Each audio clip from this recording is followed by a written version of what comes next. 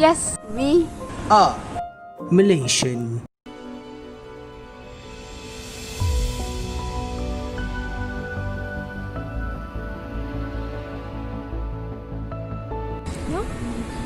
no. no. Malaysia's legal system is a mix of Common, civil. And religious legal system. Common legal system is our main legal system. what is the proof that our legal system consists of civil legal system. In Article 4, Clause 1 of Federal Constitution state that this Constitution is the supreme law of the Federation, and any law passed after Merdeka Day which is inconsistent with the Constitution shall, to the extent of the inconsistency, be void. Next, what is the proof that our legal system consists of religious legal system?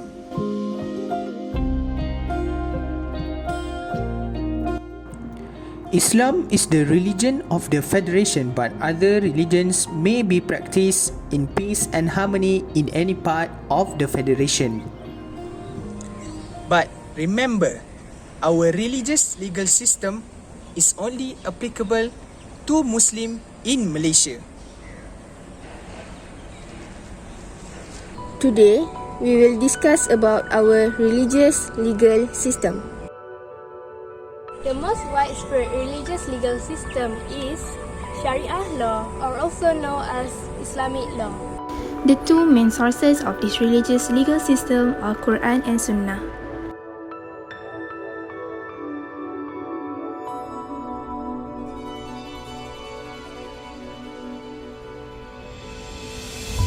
We are from K05 E, L, I, T. E. Ini We'll be explaining about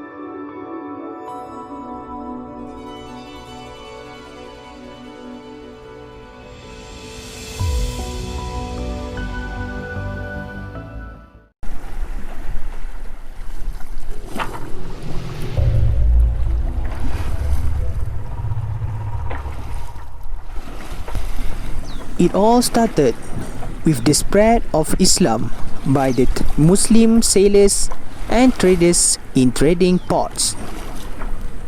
at the end of the 30th century, the first Islamic sultanate was established in the region.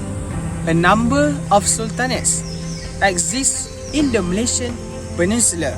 As a result, various forms of Islamic law was applied to resolve disputes between the sultanates.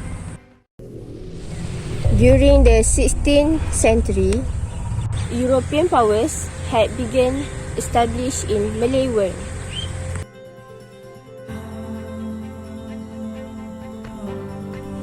Portuguese was the first one to land in Malacca.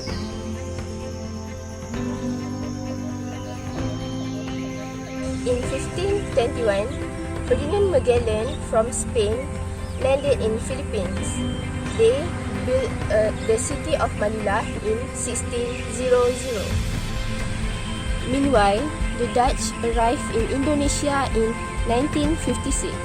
The Dutch stayed in Indonesia for 250 years. In the 19th century, British expanded their influence in the region. The British exchanged Ben Colon with the Dutch for Malacca. By the end of the century, British managed to control, either directly or indirectly, all the sultanates in Peninsula. This is the main point of the change in the application of Islamic law in our region. British interventions in the Malay world changed the dynamic of the application of Islamic law in the region.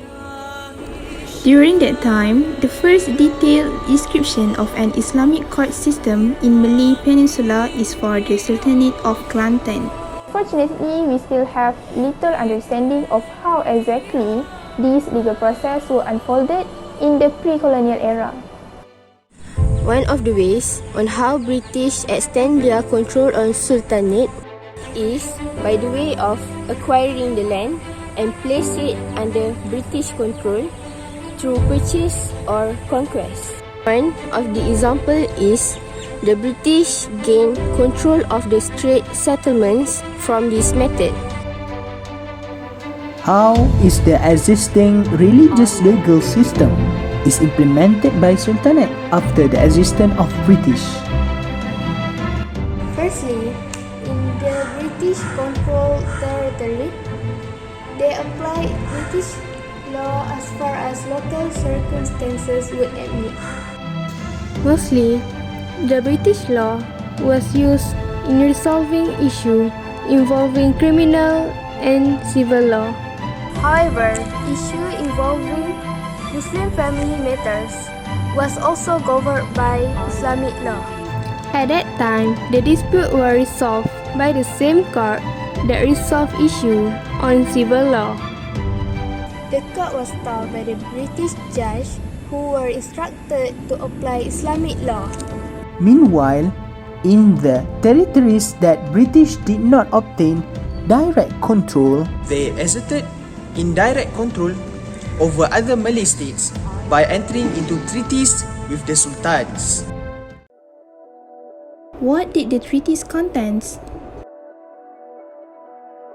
First, these treaties leave the sultan as the head of the state. Second, the British place British officials, that is the residents, in order to take control of the state policy and all areas of interest to the British. Issues on custom, or we call it adat, and Islam, the Sultan remained having the power on it. However, the British insisted civil courts to apply common law into many issues. They permitted local courts to use Islamic law to resolve questions. in the indirectly controlled states, 4 of the sultanates made effort to harmonize their policies and Islamic legal system. In these states, special Islamic courts were established to adjudicate Islamic cases. But the appeal from this court went to civil court that was governed by the British. Meanwhile, in the other 5 sultanates, sultans were advised by the residents to establish civil court in their territory to adjudicate cases according to common law. As we can see, in the 19th century, the sultanates were permitted in establishing Islamic courts on settling issues like the first one is inheritance of deceased Muslims, wakaf matters, and other issues involving Muslims. However, the interpretation of Islamic law is different from state to state. In the early 20th century, British had successfully colonized Tanah Melayu, a hodgepodge of states with plural legal systems. What is plural legal system? Plural legal system is the legal system of our country right now. It is a mix of common legal system, civil legal system, and Islamic legal system. During the 20th century, most of the disputes were settled by common law in the courts staffed by English judge. Islamic law is only used in governing Islamic ritual and Islamic family issues. But different states embrace slightly different interpretations of Islamic law. And these interpretations were used in their particular kind of courts to adjudicate Islamic cases. In 1957, 11 over 13 of British colonies were granted independence. each of the states in this nation were given the constitutional right in interpreting the Islamic law that is applied to Muslims in their state, including their right to establish their courts to resolve disputes involving Muslim and arising issues under Islamic law. The conclusion, Constitution of Malaysia established legal system that resembles the plural legal system that was established by British during the colonial era. According to the 9th schedule of Federal Constitution, under List 2 of the State List, the first provision of the list provide that each state in the federation is free to enact its own version of Islamic law.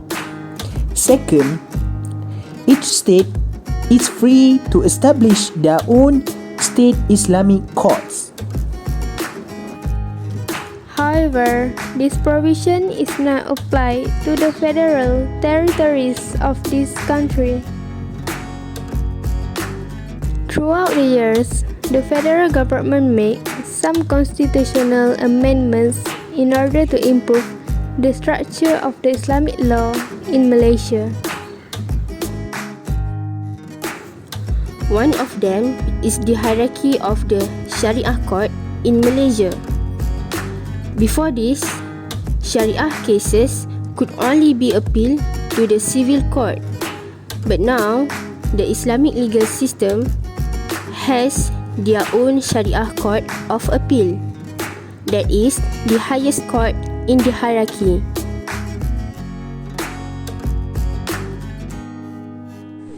We are elite. Thank you for watching. Bye.